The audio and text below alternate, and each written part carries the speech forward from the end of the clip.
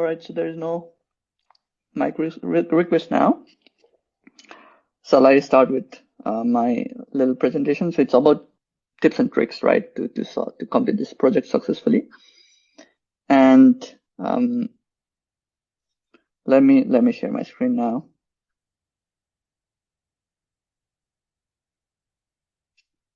All right.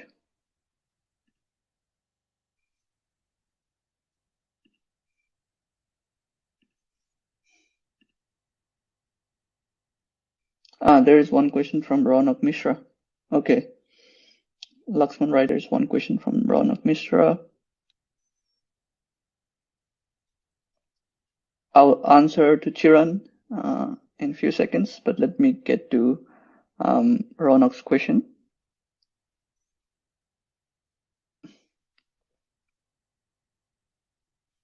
So in layman's term, we can define Grover's algorithm as a way to identify the one true value that a function provides for its possible inputs.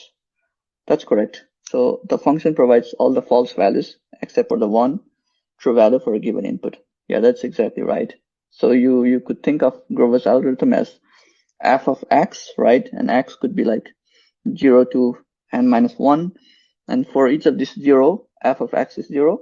But for a one very marked element, f of x is 1, right? So you could think of for all other values except for the specific one, it gives false as an output, and the marked element, as we like to call it, it gives true as the output. And Charan Puviraj asks, hello, I'm just started learning Qt. Can I participate in this project? Yes, of course. You're most welcome. And you can write to or you can join the Discord channel, and Laxman and Abhiskar, they will coordinate your involvement. And we are just starting, so there is no pressure, and we are in the baby phase. So you're jumping at the right time. And Ronak Mishra asks, isn't this a suitable example for the logic table that we study in maths? Yeah, this is not necessarily a logic table because logic table implies, well, it is, we call it like logic table is more related to gates, right? If there is, you apply condition on some elements, and then based on the input of the first element or number, you get the output for the second. It's a little bit different, and I will explain to you through this presentation. It's type of truth table, but not in the sense of gates, but it's a realistic problem. It's just a search problem, right? So more than a truth table. And I can tell you a little bit more about that. You can see my screen. Okay. Thank you. Let me know, yeah, if you don't see my screen. All right. So to start, I guess the problem that we understand now is looking for one marked element that is desired, right? And let's say you have pages from 1 to n, and let me write 1, that is n, right? And these are like n minus 1, n minus 2, 1, 2, 3, 4. There are how many pages here? 1, 2, 3, 4, 5, 6, 7, 8, 9 pages. And there is one page that encodes, let's say, your mother's phone number, right? And we're looking for that page. And this is an unstructured data, so there are no labels, or there are no shortcuts, right to it. So you basically have to brute force your algorithm on classical device to obtain the desired output.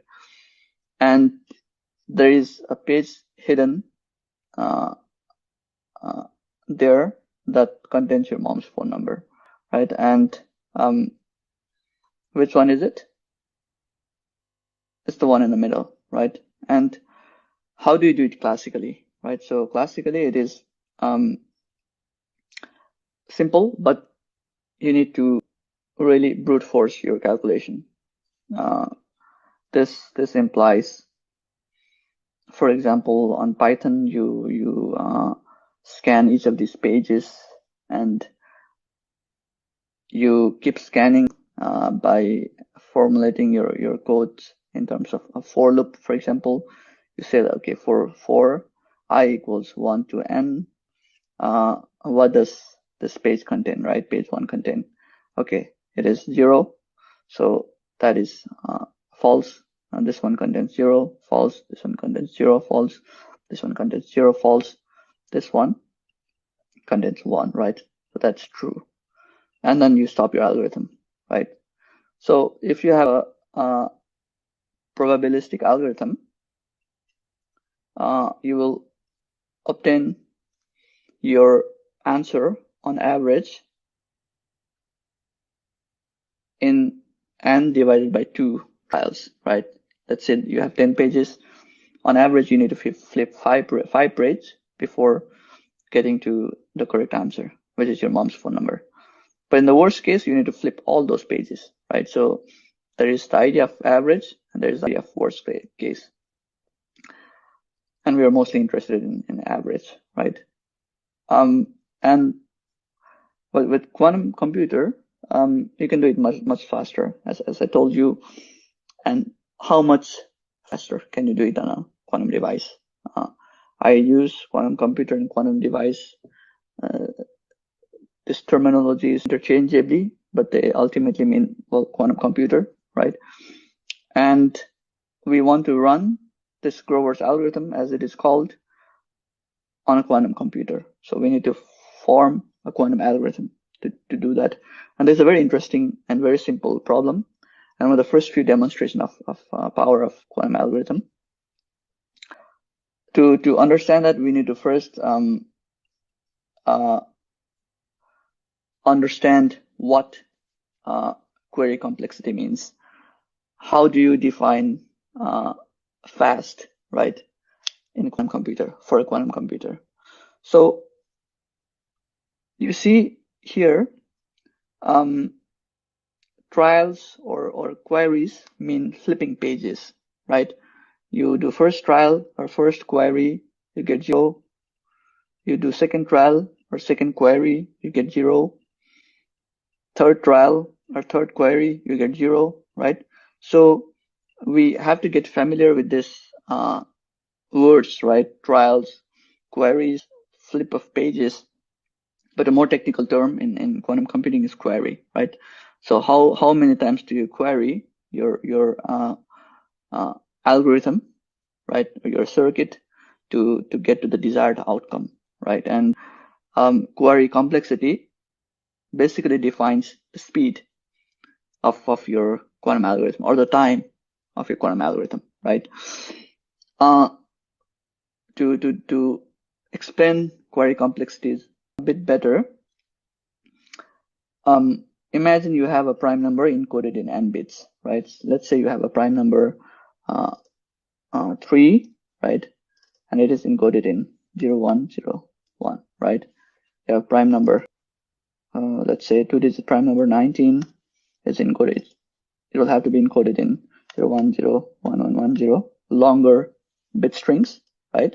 And so on and so forth. So for larger and larger prime numbers, you need more and more storage space to store them on your memory, right? Because ultimately, these are physical, right? And you need space in your quantum chip to store these numbers.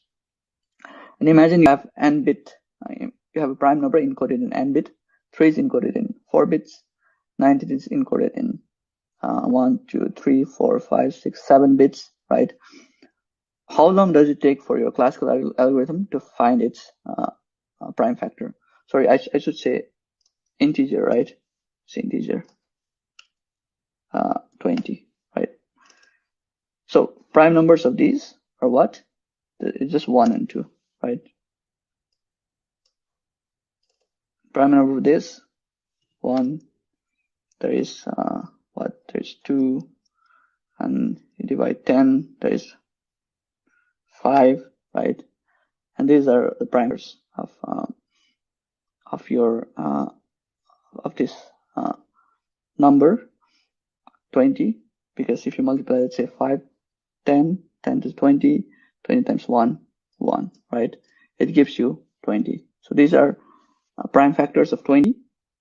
So the idea is to first encode your integer in bit strings and find its prime factor. And how long does it take for a classical algorithm to find its prime factor?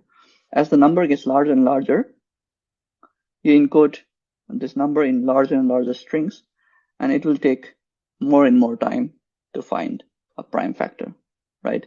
And this n, these are like n's,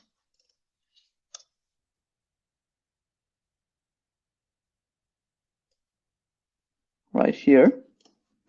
So n is like 4, here n is 7. It needs a certain time to find prime factors for a given n. And n is a parameter that defines your runtime of your computer, right? So it could be something like, let's say n is 0. There's nothing to do there, right? When n is 10, it takes this amount of time. If you look at this curve, which is like n log n. If n is 50, it takes this amount of time. If n is 70, it takes this amount of time. You could think of this operations roughly in terms of time. And you want to understand what is the complexity of your classical or quantum algorithm, right? Is it this? Is it this, which is exponential, right? Or is it this, which is flat? It is independent of your n, right? And this would be really nice, right? As you increase n, your operation time doesn't change. This is also nice. This is linear. It grows linearly. It grows as logarithm,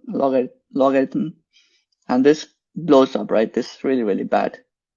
As you increase n, it immediately starts to grow exponentially. So we want to minimize this sort of behavior, right? Because you cannot scale your algorithm if your complexity is exponential, right? If with each additional n, your operation time grows exponentially. Ideally, in quantum computing, we look for algorithms that does problem in polynomial time, and we call it poly n. An exponential time that looks like this, things n goes to the exponent, and these sort of algorithms are bad, and they take a long time to obtain or spit out the result, right?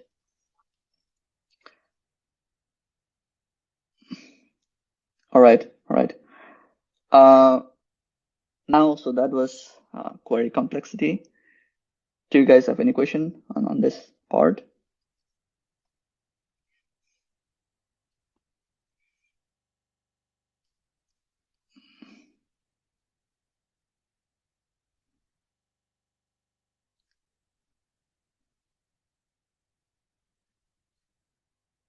Yeah, 1 is prime factor or not, it's debatable. I mean,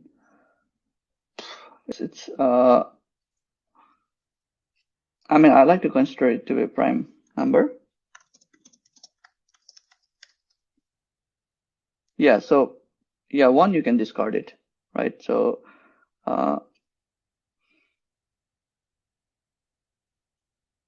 1 is divisible by 1, 2 is divisible by 2. So apart from a self-divisible number, you can think of anything else as prime factor. You're probably right on that. But you get the point, I guess, right? So those that are not further divisible, they are prime numbers.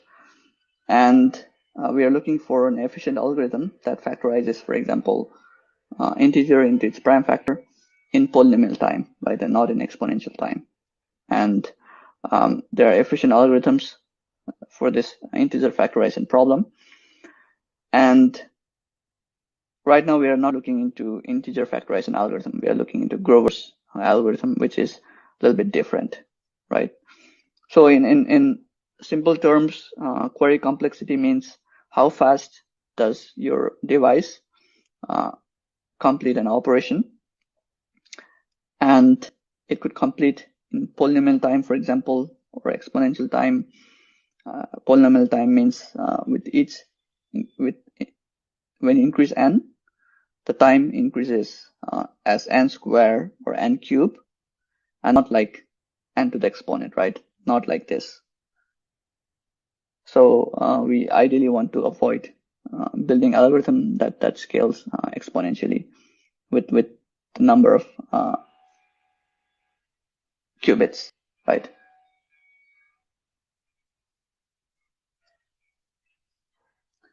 Okay, so that was query complexity, and there is also this idea of number of steps, circuit depth, and number of resources.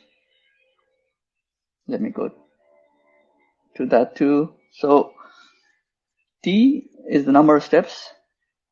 It's what we call circuit depth, and S is number of resources, which are the number of qubits, right? So there are like two different variables here.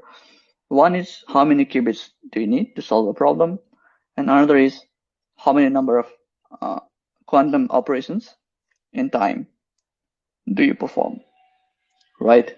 And they defined how good or bad your quantum algorithm is, right?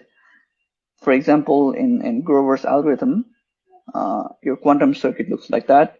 You don't need to worry too much of this at this point, because this is going to get into some complicated stuff. But I just want to explain what query complexity or what runtime means on a quantum computer. So runtime basically means how many of these operations do you have to perform in a circuit before you get to the right answer, right? For example, here, these are a number of qubits, 0 to n, and you perform different operations, right? I perform this Hadamard operation, which I explained to you a little bit on the first few talks, and you perform this other oracle operations, right? These are all unitaries, and you perform this 1 times, or you can perform this r times, right? If you perform this 1 time and you get the answer, well, that is great, right? You got the answer in single shot. But if you have to repeat it r times, your computational complexity or your runtime will also increase. And in a quantum circuit, you define your runtime by looking at how many operations you needed to perform to get to the correct answer. This is equivalent to flipping the page in your classical computer, or like going through this element one by one, right? Basically, one of these operations in Grover's algorithm comprises of one flip of a page. Another comprises of another flip of a page. And we call it querying, right? The data. So how many times do you need to query the data? And that basically defines your runtime of quantum algorithm, right? And yeah, I'll leave you more details to you to look into and research more. But at the end, your Grover's algorithm will look something like that. For n equals 4, it's very, very simple. And you'll see how many pages, by flipping how many pages you'll reach at the right answer, right? I should have project here. Right, that's here. So the idea is to Consider an unstructured phone book with 4 pages. Each of the pages 1 through 4 contains. Let me share the screen. I think.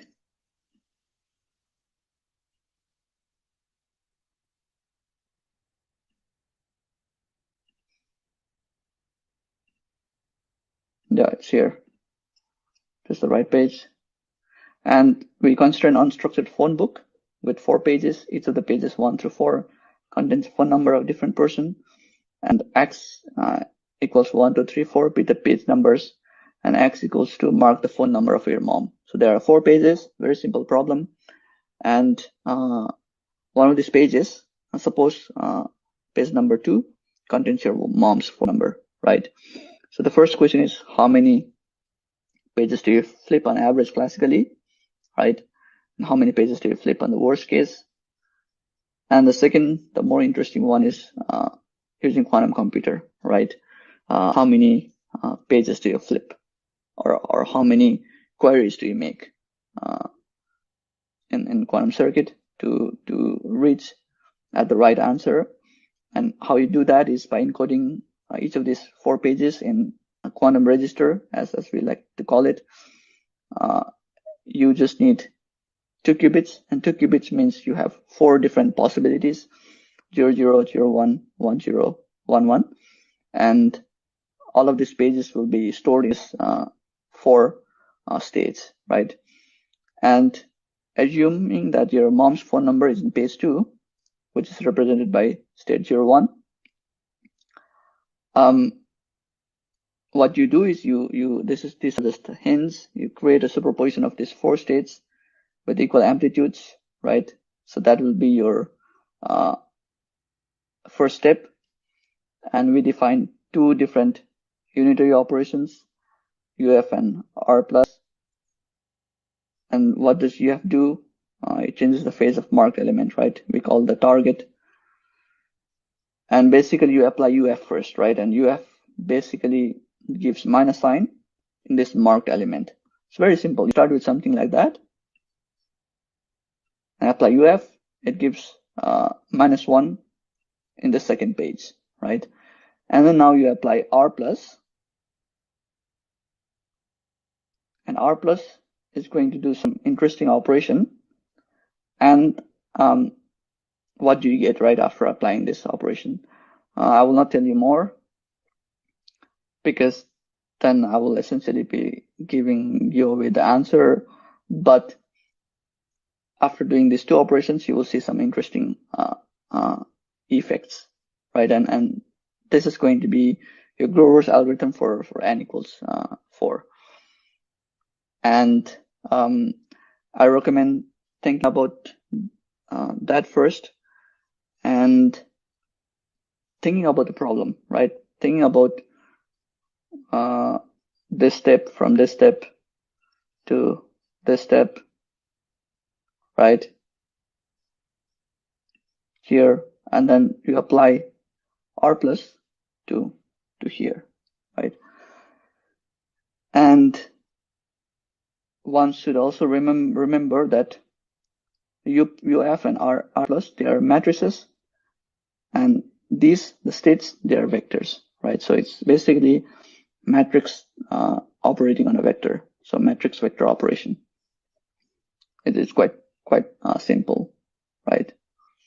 And more about other stuffs. For example, yeah, I lost my presentation. Okay, it's here.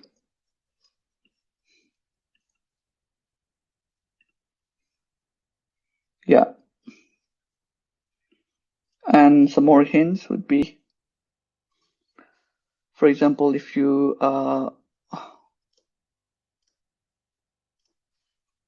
what happens if you apply, right? Let's say there's 0, right? There's a state, and you apply this kind of operation. So you have this ket and bra, right? And this ket and bra together, they make up your matrix. And you apply this here, what happens? You'll get something like 0, 0, right? And this is going to be 1 because these are eigenbases, right? And it is going to give you 0. So you need to play with this kind of operations there. What happens if you apply 0, 0 to 1? These are orthogonal to each other. They give you 0, right? It gives you nothing. And what happens if you apply 1, 1 to 1? This gives you 1, so that is 1. These are very, very simple algebraic operations. And what happens if you apply 1 to 0? It gives you 0. These are projection operators, as we call it, and you use those to do Grover's algorithm, right? And it's very, very handy. You can also apply this sort of operations in superposition states. If you have operations something like that, you apply it to, let's say, state 0 plus state 1. You can apply it individually, right? The first one applied there will give you 0. The second one applied there will give you nothing, right? So that is your answer. And you use this sort of algebraic structures to come up with a solution for Grover's algorithm. And I will leave you to really work on it. First, you can try it with pen and paper, and then you can go to Qiskit and try to solve it on Qiskit. We also have the StrainsWorks platform, which essentially runs Qiskit on it, right? But right now, I would say get familiar with Qiskit, install it on your device, and then we will also talk about our StrainsWorks platform if it offers something interesting and new, for to complete the project.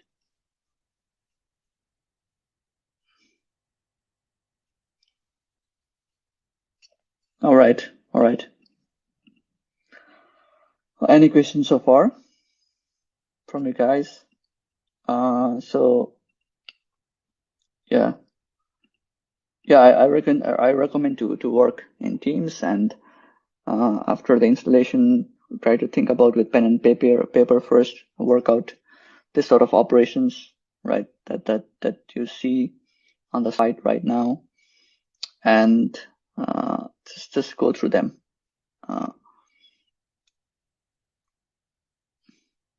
Yeah, I think I'll share the PowerPoint with you. Okay. Can I just drop PowerPoint here? Let me see.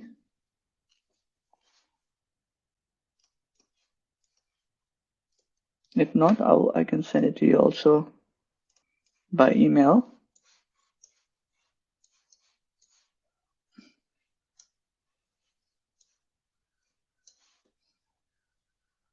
Nothing happened.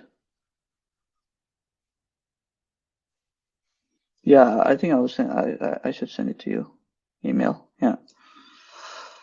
Okay. So now we are ready to go to okay, so I'll send it to Laxman, and Laxman, do add new members also to our Discord channel. And Laxman will drop it in Discord server. Thank you very much. All right. So let us go to cocktail. Do you guys want more time for cocktail? What do you think? Because I usually don't spend too much, but I guess it'll be more interesting for you to have more sessions. Do you have any feedback on cocktail session? Usually it's 3 minutes to 5 minutes and 3 sessions. I think it'll be interesting to make it longer, and we'll get to know each other better. All right, then I'll set it up.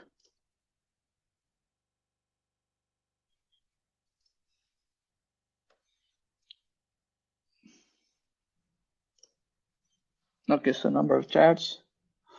Let me do 5, right? We are 13. We can do 6.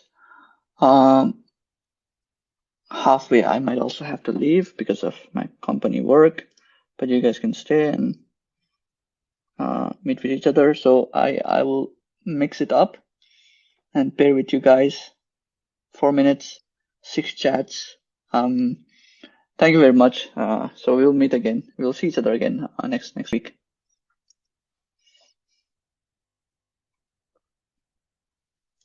All right.